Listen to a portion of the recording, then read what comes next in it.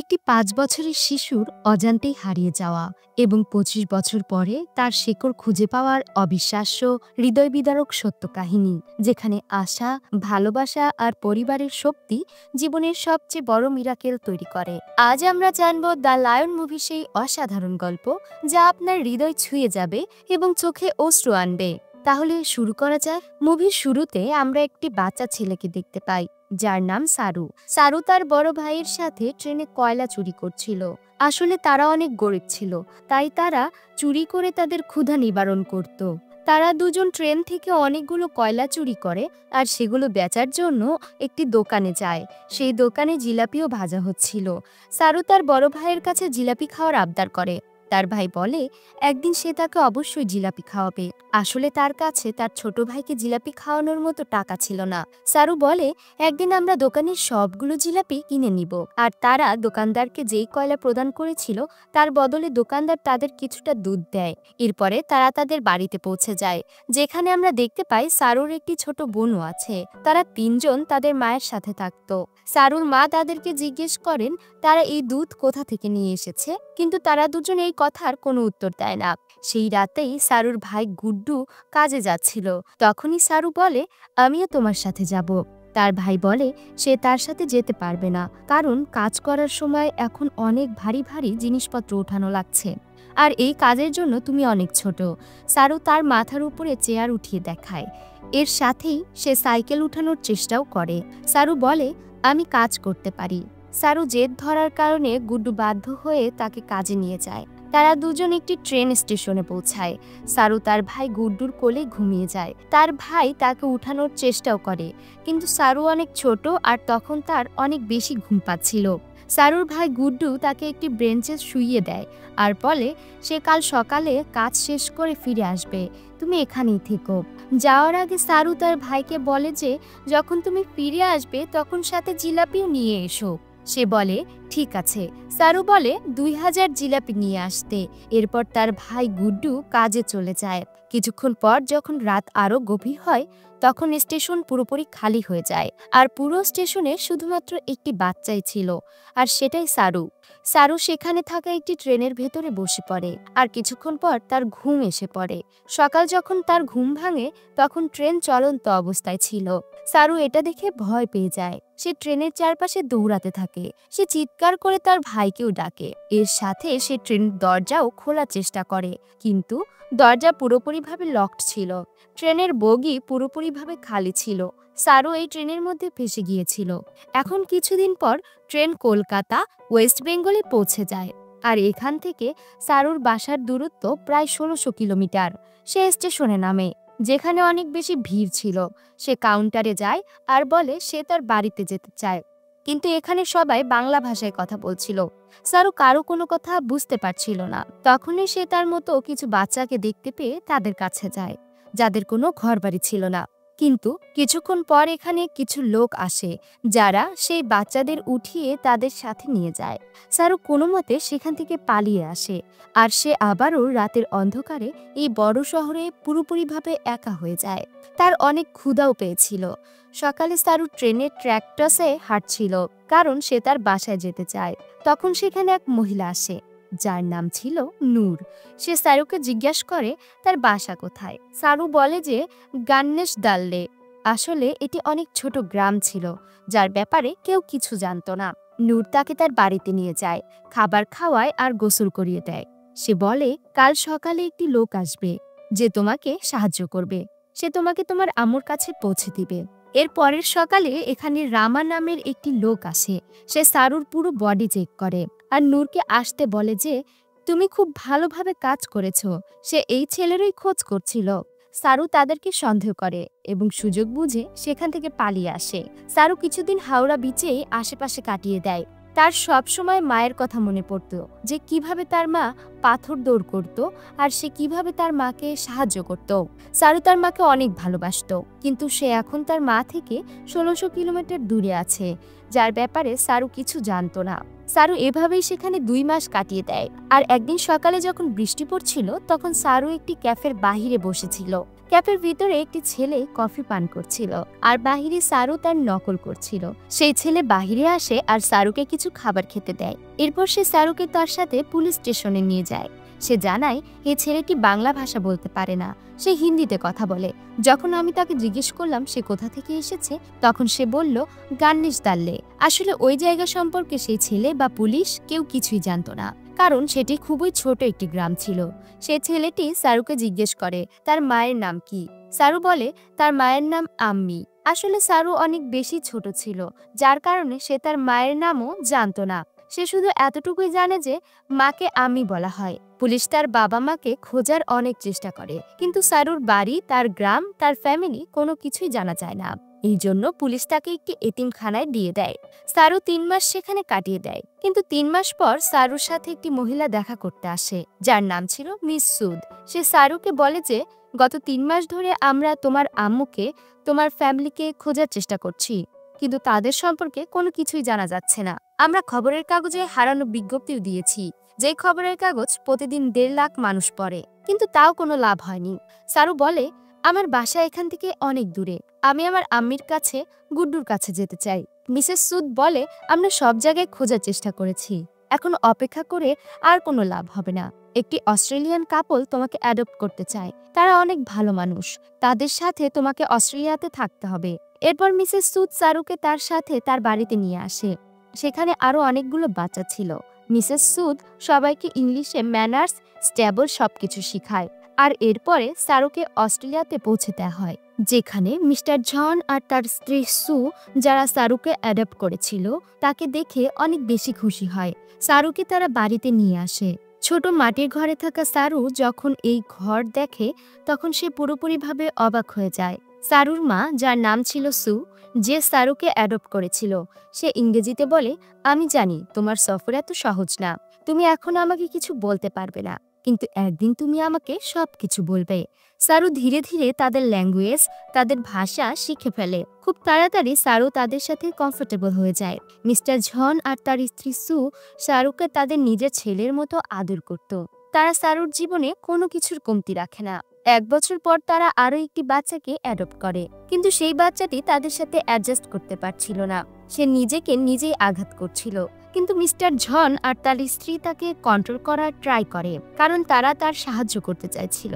সেই রাতে মিসেস সু কান্না করছিল। সারু তার কাছে এসে তার চোখের পানি মুছে দেয় আর তাকে জড়িয়ে ধরে। অর্থাৎ সারু এখন পুরোপুরিভাবে তাকে তার মা হিসেবে মেনে নিয়েছে। এখন ধীরে ধীরে সময় কাটছিল আর 20 বছর পেরিয়ে যায়। সারু এখন বড় হয়ে গিয়েছে।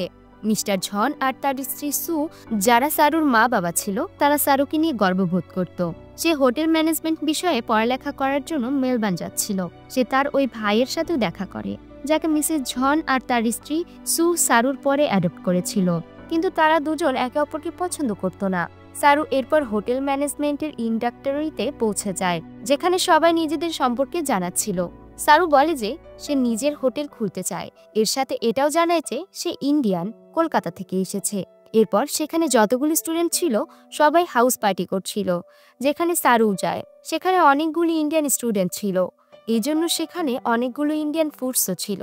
কিন্তু সারু যখন সেখানে জিলাপি দেখে, তখন তার ছোটবেলার সেই মুহূর্তের কথা মনে পড়ে যায়, যখন সে তার ভাইয়ের কাছে জিলাপি খাওয়ার আবদার করেছিল, আর তার ভাই বলেছিল সে তাকে অবশ্যই জিলাপি খাওয়াবে। আর সারুও বলেছিল একদিন সে দোকানের সব জিলাপি কিনে নিবে। সারুর যখন এই কথা মনে পড়ে, তখন তার চোখে অশ্রু এসে পড়ে। আর সে তার বন্ধুদের জানায় সে কলকাতা থেকে আসেনি, সে অন্য একটি জায়গা থেকে এসেছে। ছোটবেলায় সে হারিয়ে গিয়েছিল। সে ট্রেনে বসে পড়েছিল, আর যখন ওই ট্রেন থামলো, তখন সে কলকাতা পৌঁছে গিয়েছিল। এখানে একটি মেয়ে জিজ্ঞেস করে যে সে ট্রেনে কতদিন ছিল। সারু বলে 2-3 দিন। সেই মেয়ে সারুর গ্রামের নাম জানতে চায়। সারু বলে যে গান্নিশ দাল্লে। কিন্তু সারু এখন এটাই জানে না যে সে তার গ্রামের নাম ভালো মতো প্রোনাউন্স করতে পারছে কিনা, কারণ সে হিন্দি বলতে পারে না, সে এখন শুধু ইংরেজি বলতে পারে। এখানে একটা ছেলে তাকে বলে যে কলকাতায় হাওড়া ব্রিজ ছিল, যেখানে তুমি ছোটবেলায় পৌঁছেছিলে, আর সেখান থেকে আমরা ট্রাই মোড ট্রেনের স্পিডকে যদি ক্যালকুলেট করি আর আবার যাই, তাহলে আমরা তোমার গ্রামের আশেপাশের রেডিয়েন্সে পৌঁছাতে পারবো। এখানে একটি মেয়ে তাকে গুগল আর্থের সম্পর্কেও জানায়। সে বলে গুগল আর্থের সাহায্যে তুমি দুনিয়ার যে কোনো জায়গায় খুঁজে বের করতে পারবে। কিন্তু সারু সেই ব্যাপারে আর কোনো কথা বলতে নিষেধ করে। এরপর সে পার্টি থেকে বেরিয়ে আসে। পরের দিন সকালে সারু যখন ঘুম থেকে ওঠে তখন তার নিজের মায়ের, তার বাড়ির, তার গ্রামের কথা অনেক মনে পড়ছিল। তার মনে হয় সে হারিয়ে যাওয়ার পরে তার মা, ভাই তাকে নিয়ে কত চিন্তিত ছিল। এই জন্যই সে গুগল অ্যাপ্লিকেশনের সাহায্যে স্টেশন থেকে তার বাড়ির যেই দূরত্ব ছিল সেগুলো কাউন্ট করে নানাভাবে তার গ্রাম গান্নেশদাল্লেকে খোঁজার চেষ্টা করে। কিন্তু তার সব পরিশ্রমই বিফলে যায়। আর ধীরে ধীরে সময় পেরিয়ে যাচ্ছিল। আর এভাবে ৩ বছর পেরিয়ে যায়। লুসি আর সারুর সম্পর্ক এখন আরো বেশি ঘনিষ্ঠ হয়। আসলে এই দুইজন একে অপরকে অনেক বেশি ভালোবাসে। কিন্তু সারু এখনো তার ফ্যামিলির জন্য অনেক চিন্তিত। সে অনেকবার তার ভাইয়ের প্রতিচ্ছবি দেখতে পায়। তার মনে হচ্ছে তার ভাই তাকে বলছে বাড়ি ফিরে আসতে। সারু তার ফ্যামিলিকে এত মিস করছিল যে, আর তাদের খোঁজার জন্য এত ডুবে গিয়েছিল যে ধীরে ধীরে সে লুসির থেকে আলাদা হয়ে যায়। সে লুসিকে বলে, তুমি আমার থেকে ভালো ছেলে ডিজার্ভ করো। লুসি আর সারু আলাদা হয়ে যায়। এখন ৩ মাস পর লুসিকে সারু স্কেলেটরে দেখে। তখন সে তার সাথে কথা বলে আর তাকে বলে যে সে তাকে অনেক বেশি মিস করছে। এরপর আবার তারা দুজন একে অপরের অনেক ক্লোজ হয়ে যায়। লুসি সারুকে বলে, তোমার নিজের মায়ের কাছে একবার যাওয়া উচিত, তার তোমাকে প্রয়োজন। সারু তার মায়ের কাছে যায়, যার শরীর অনেক খারাপ হয়ে গিয়েছিল। সারুর এতদিন মনে হতো তার মা তাকে এই জন্য অ্যাডপ্ট করেছে কারণ সে কখনো মা হতে পারবে না। কিন্তু সারু জানায় যে আমি মা হতে পারতাম, কিন্তু আমি আর তোমার বাবা জন সিদ্ধান্ত নিয়েছিলাম যে আমরা দুটি বাচ্চাকে অ্যাডপ্ট করব। কারণ এই দুনিয়াতে অনেক এমন বাচ্চা আছে যাদের মা বাবার ফ্যামিলির দরকার আছে। সে সারুকে তার ছোটবেলার একটি এক্সপেরিয়েন্স সম্পর্কেও জানায়। সে বলে যে আমার বাবা অনেক বেশি অ্যালকোহল পান করত। সে খুবই খারাপ একজন মানুষ ছিল। আমি সবসময় ভয়ে থাকতাম। আর একদিন যখন আমি আমার বাসার পেছনে যাই তখন আমি ক্ষেতের অন্য পাশে একটি বাচ্চাকে দেখি যার ব্রাউন স্কিন ছিল। আর এরপরে সেই বাচ্চা আমার পাশে দাঁড়ায়। তখন আমি অনুভব করলাম যে এখন আমার জীবনে সবকিছু ভালো হবে। পরে তুমি আর তোমার ভাই আমার জীবনে আসলে, কিন্তু এখন তুমি আমার সাথে কথা বলো না। আমার তোমার প্রয়োজন আছে। সারু এখন অনুভব করে যে তার মায়ের তাকে প্রয়োজন।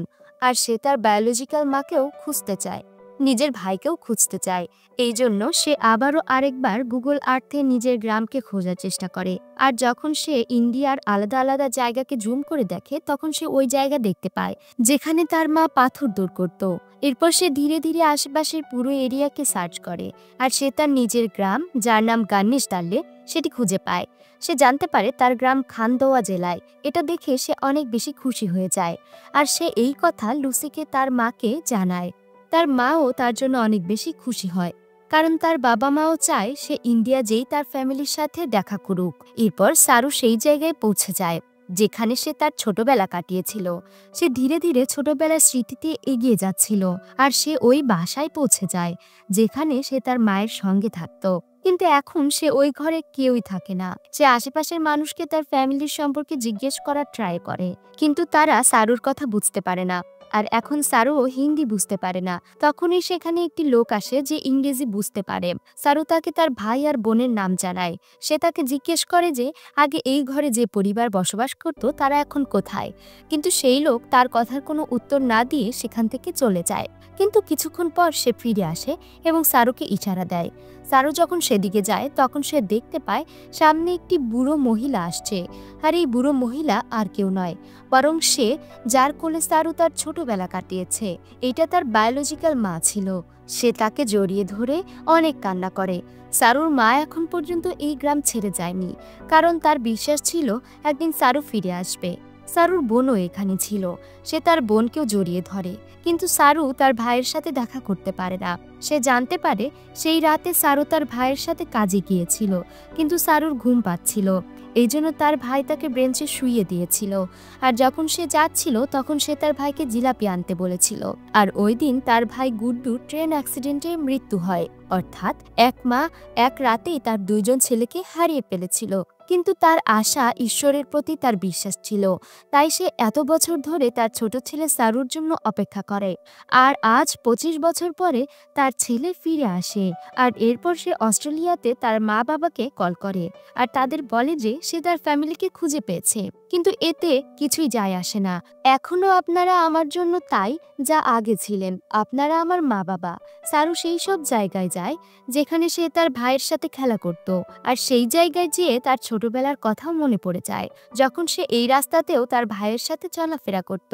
সারু এখানে এসে আরেকটি কথা জানতে পারে যে তার নাম সারু না, বরং শেরু, যার মানে লায়ন। এরপরে আমাদের কিছু ছবি দেখানো হয় যেখানে সারুর সেই বাবা মা যারা তাকে অ্যাডপ্ট করেছিল তারা ইন্ডিয়ায় আসে।